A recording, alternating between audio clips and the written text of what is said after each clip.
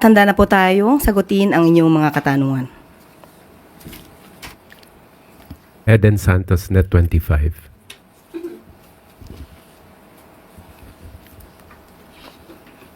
Good morning po, Yusek. Sa last sona po ni Pangulong Ferdinand Marcos Jr., yung third sona niya ay hinighlight po yung pagkamit po ng gobyerno sa food security po ng Pilipinas. At ngayon po ilang buwan na lang malapit na ulit yung kanyang SONA. Kumusta na po yung status ng food security ng ating bansa? Ano na po yung mga naipatupad at ipatutupad pang programa? At saan na po tayo patungo ngayon? Okay, kanina lamang po ay bisita natin si ASEC Irene Dumlao at sinagot niya na po ang ibang mga katanungan tungkol sa food security. Hanggang doon lamang po ang aking masasagot dahil nasagot niya na po kanina ibang mga programa patungkol po dito. Pero nasaan na po tayo ngayon pagdating po dun sa pagtamo ng pamahalaan ng Marcos administration, pagdating po dun sa pagkakaroon natin ng seguridad sa pagkain sa ating bansa?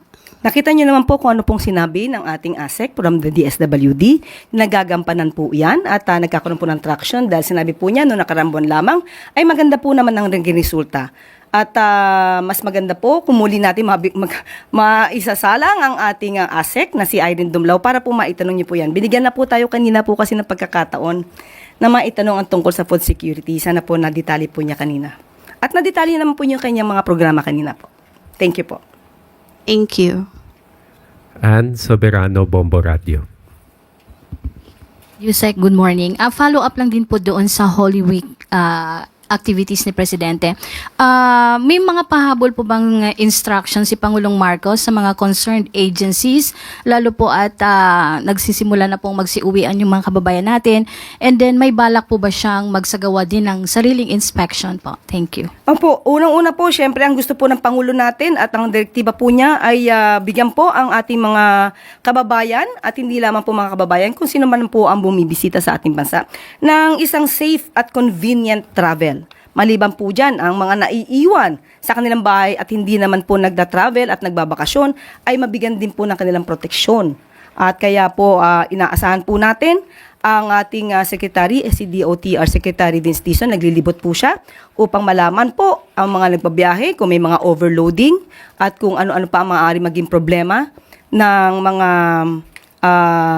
vehicles, no? Mga transportation na maaaring i-avail ng ating mga kababayan. At maliban po dyan, ang Bureau of Immigration po ay nagsabi rin po na handa po sila sa pagdagsa po ng tao sa airport at magtatalaga po ng 48 personnel para po siguraduhin na lahat ng counter po ay may tao at hindi po maipon ang pila. Hanggat sa makakaya po dahil hindi po natin malalaman kung gaano ba po talaga kadami po ang dadagsa sa pag-travel po.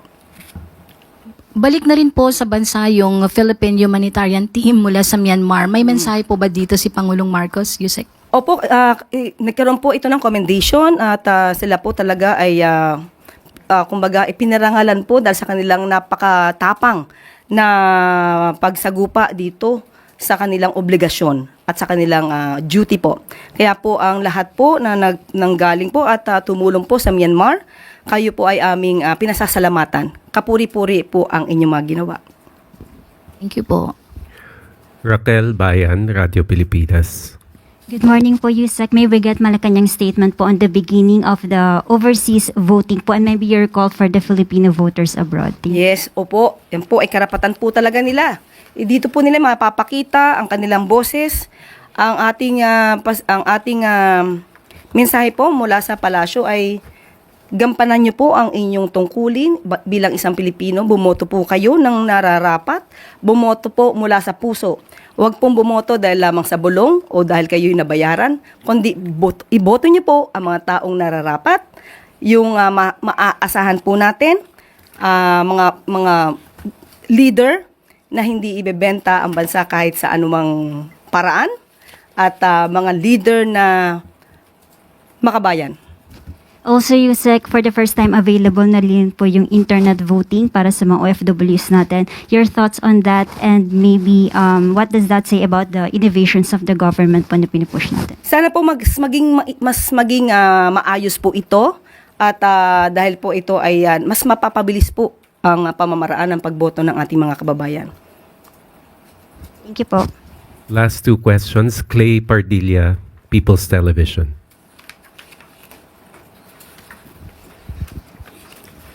Good morning po, Yusek. Yusek, Senator Gatchalian expressed alarm over recent cases of bullying and students' deaths linked to violence, calling it a sign of crisis.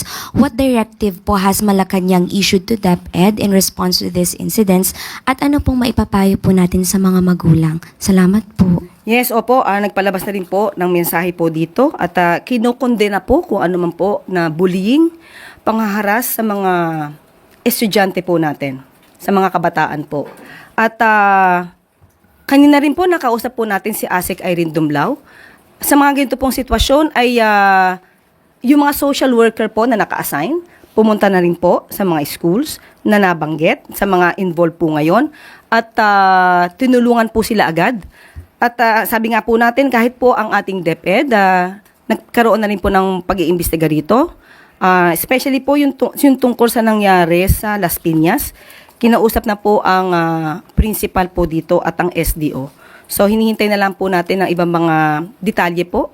At ginawa na po talaga agad ng agarang aksyon ito ng pamahalaan sa pamamagitan din po ng direktiba ng ating Pangulo.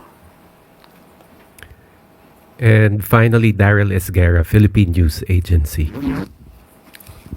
Good morning, Yusek. Ma'am, can we just get an explanation lang po kung bakit na-veto ni Pangulo yung proposed amendments on the revised Baguio City Charter?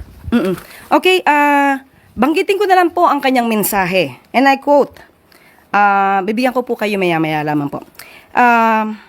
Sinabi po niya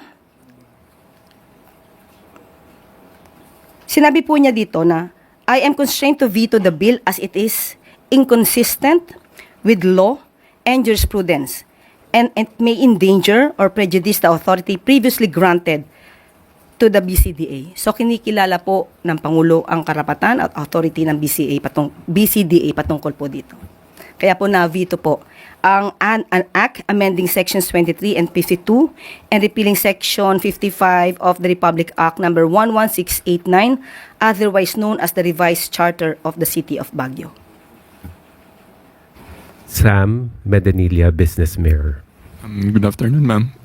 Tatanong ko lang po, ma'am, kung ano po yung update dun pagdating sa ginagawa na measures ng government sa reciprocal tariff with the US. Last week na-mention po ni Sir Go na parang plano niyang magpunta sa US for negotiation. May date na po kaya kung kailan?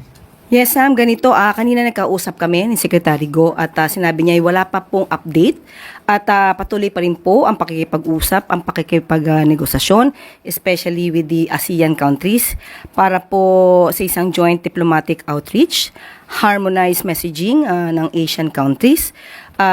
Ito yung, kumbaga, ine-emphasize yung diplomatic engagement rather than retaliation. At ang salitang galing po kay Secretary Go ay cooperation, not confrontation. So, nasabi nga po niya na sila po ay biyahe papuntang US sa May at wala pa pong update kung kailan po. Bali, ma'am, yung sa May, yun po yung for the entire ASEAN delegation. Tayo lang po, yung Pilipinas po. Opo.